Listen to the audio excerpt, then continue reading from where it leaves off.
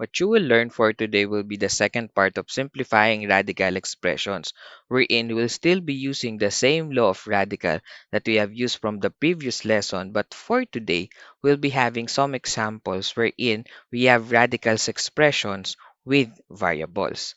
So, paano nga mag-simplify ng radical expression na may variables na? So, to start, let's recall that law of radical expression that we have from the previous lesson. The strategy to simplify radicals is to express the radicands as product of two factors such that one factor has an exact root or a perfect nth power. Then use this law of radical. So once again, gagamitin natin itong law of radical na to just to simplify a given radical expression. The same time, we'll also follow these two steps wherein we have step 1, factor the given radicand such that one factor has an exact root or a perfect nth power. Step 2, we have to simplify the radical expression by identifying the root of the factor that has a perfect nth power. Para malaman natin kung paano natin i-apply itong given natin na law of radicals at yung dalawang step natin para ma-simplify ang ating mga given radical expression, let's have these following examples. Yan. Example number 1. We have the given, the square root of x raised to 7. So, according to step number 1, kailangan daw natin i-factor itong given natin na radicand, in this case, x raised to 7, na kung saan yung isang factor nito ay mayroong exact root. At dahil square root ang given natin sa number 1, ang hinahanap natin dito is yung factor na x raised to 7 na perfect square. And for us to factor this one, wherein 1 would be a perfect square, dapat yung isang variable will be having an exponent that is an even number. At dahil si 7 ay hindi even, ibig sabihin si 7 ay hindi perfect square. So, if factor natin siya, gagamit tayo nitong law of exponent na lesson natin before to factor x raised to 7. So, hatiin ko siya into x raised to 6 times x raised to 1. Wherein, hahanap ka lang ng number na mas mababa kay 7 pero even number. So, in this case, yun yung 6. Siya yung pinakamataas na even number below 7. So, yung isa naman ay 1. Para x raised to 6, then x raised to 1. So, 6 plus 1 will be equal to 7. So, equal pa rin siya kay x raised to 7. Yan. So, gagamitin natin yung dalawang factors na yan. We now have the given square root of x raised to 6 times x raised to 1. So, gagamitin naman natin itong law of radicals. Yan, na lesson natin before. Yan, ang ginawa natin, pinaghiwalay lang natin. So, we now have square root of x raised to 6 times square root of x. So, kung titingnan nyo, tinanggal ko na si 1. Kasi equivalent lang naman siya kay x.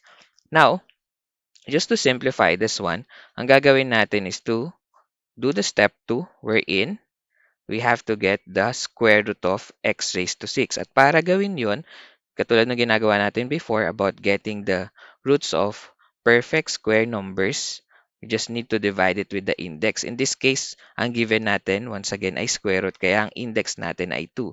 So, i-divide lang natin yung 6 kay 2, 6 divided by 2.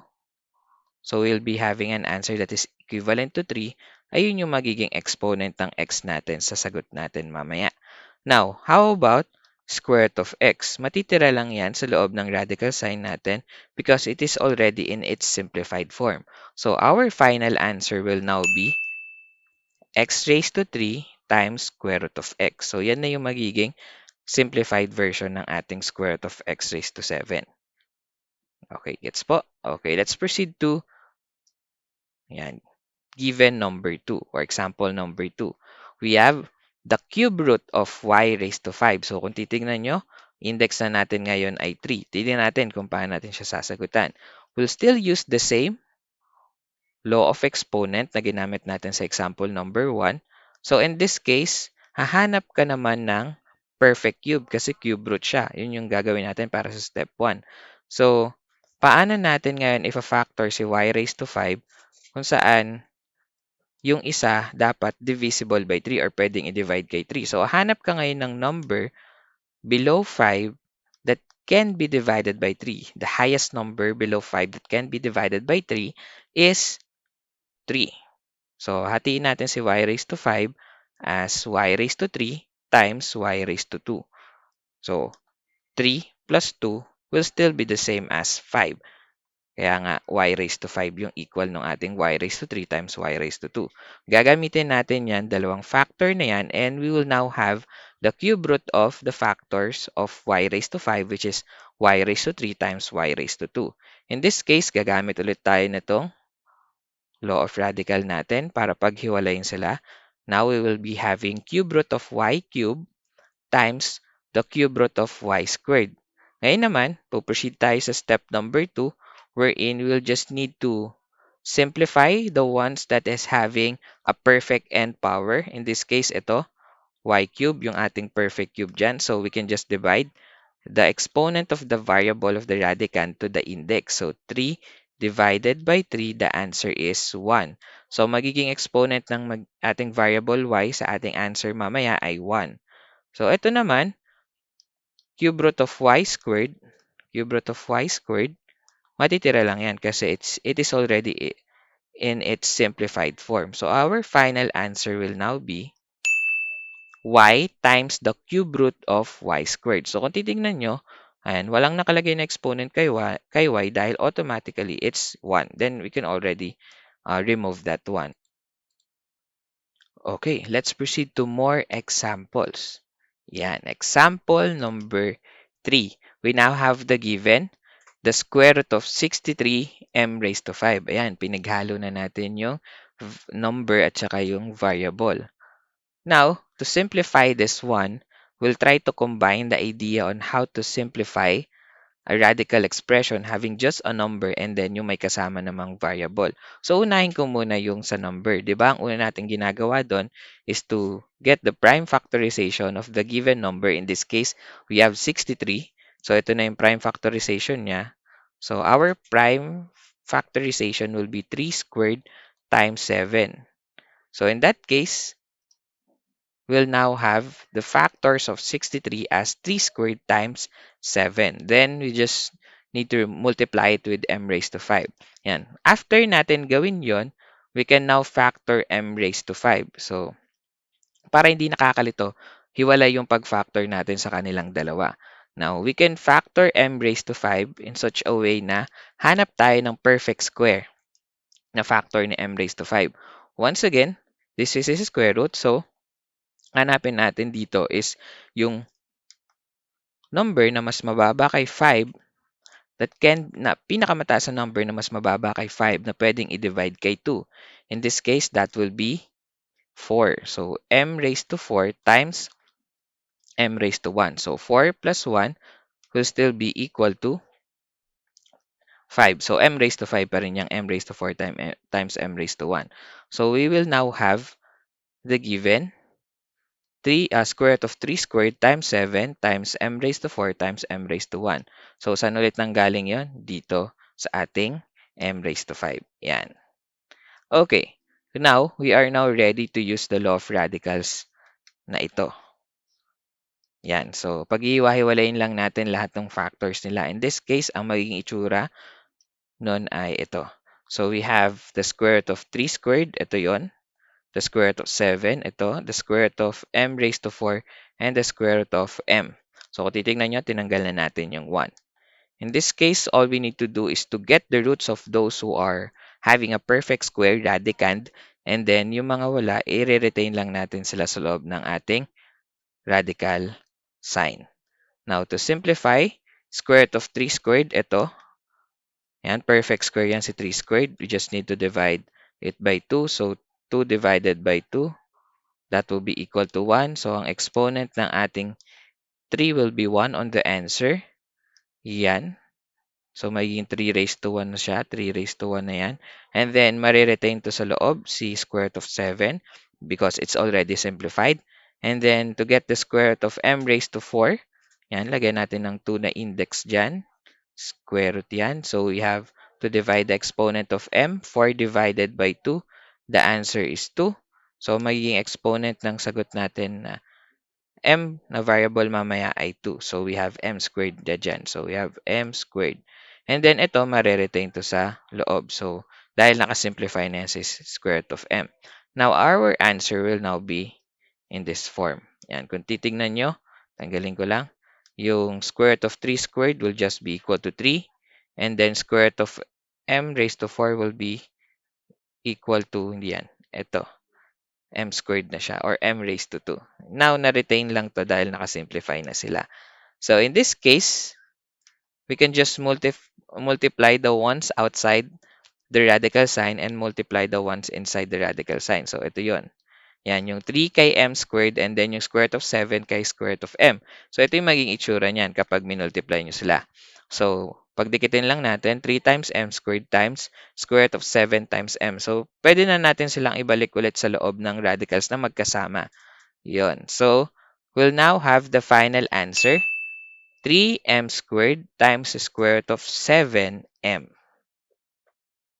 Okay, let's have example number 4. We have the given, the cube root of negative 27 times x raised to 7 times y raised to 26. Now, isa sa mga possible technique na pwede mong ma-develop when it comes to simplifying radical expression is that if the given number or variable is already a perfect cube, in this case, bakit ko sinabing perfect cube? Dahil ang given natin is cube root. Kapag perfect cube na siya, for example, negative 27, dahil from our previous lesson, alam natin na itong negative 27 is already a perfect cube, you don't need to factor it anymore. So, hindi na natin siya ifa-factor. Gagawin na lang natin, ang ifa-factor natin is itong x raised to 7 at y raised to 26. Bakit? Kasi kung titignan natin yung exponent ni x, which is 7, at exponent ni y, which is 26, both of them will not be a divisible by 3. So, kailangan yung ifa-factor natin siya, yung isa ay divisible by 3. In this case, we'll still use the same law of exponent. Yan, dito muna kay x raised to 7. Ano yung number na mas mababa kay 7, pinakamataas na number na mas mababa kay 7, but divisible by 3? That will be 6. So, hatiin natin sa x raised to 7 into x raised to 6 times x raised to 1. So, kung titignan mo, 6 plus 1 will still be equal to 7. Ngayon naman, kay y raised to 26. So, ano naman yung number or the highest number less than 26 that can be divided or divisible by 3? So, in this case, that will be 24. Yan. So, we'll now divide y raised to 26 into y raised to 24 times y raised to 2. Kasi 24 plus 2 will still be the same, 26. So, yan yung dalawang factors natin. Gagamitin natin yan, and this will now be our our form after we factor x raised to 7 and y raised to 26. So, kung makikita nyo, ito yung factor ni x raised to 7, and then ito naman yung factors ni y raised to 26. Yan. So, gagamitin ulit natin yung law of radicals na ginagamit natin from our previous lesson. Then, to divide each of the factors of this given. So, ito yung magiging itsura nila. Ito, cube root of negative 27, cube root of x raised to 6, cube root of x or cube root of x raised to 1, and then cube root of y raised to 24 and cube root of y squared. So, yan yung magiging itsura niya after we use this law of radical na ginagamit natin to simplify. Now, after that, all we need to do is to get the cube root of those radicand that is a perfect cube. In this case, i-retain naman natin yung mga radicand na hindi perfect cube. At dahil doon, nakasimplify na sila. So, ito, we can just get the cube root of negative 27 and that will be equal to negative 3. So, negative yung ating radicand, di ba? Kapag add yung index, ganyan yung magiging sagot natin. So, negative 3 siya. And then, after that, we get the cube root of x raised to 6 by dividing the exponent of x, 6, divided by the index 3. The answer is 2. So, ang magiging sagot natin dyan is yung variable x na may exponent na 2. And then, yung ating cube root of x will be retained because it's already in its simplified form. Next naman is yung cube root ng y raised to 24. Di-divide lang ulit natin yung exponent ni y na 24 divided by 3. The answer is 8. So, ang sagot natin dyan mamaya is yung y na may exponent na 8. And then, once again, this cube root of y squared will retain because it is already on its simplified form. So in this case, ito ngayon yung magiging values natin and ito na yung magiging itsura nila. So itong negative 27, once again, it will become negative 3. And then this cube root of x raised to 6 will be x squared.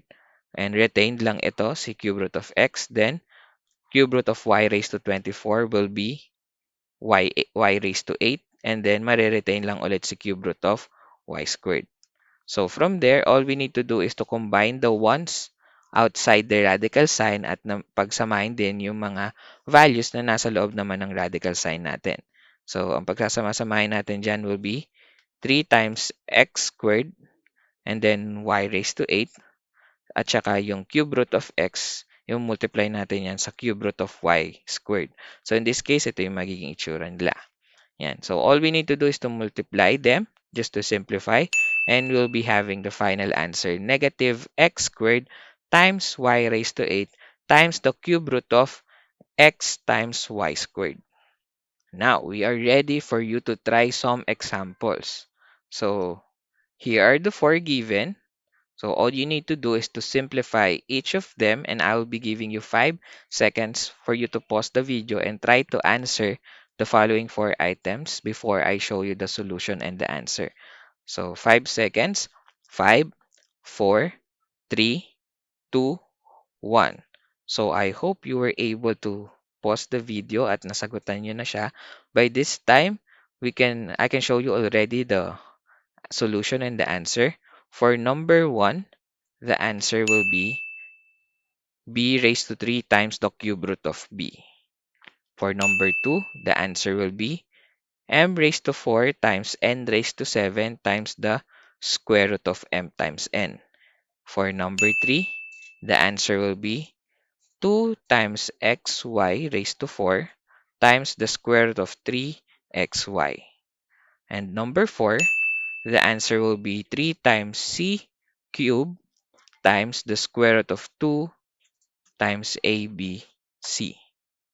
You can take a screenshot of this solution and answer para malaman nyo if ever kung saan kayo nagkamali upon reviewing the solutions at kung ano pa yung mga bagay na kailangan yung pagtuunan ng pansin when it comes to simplifying radical expression.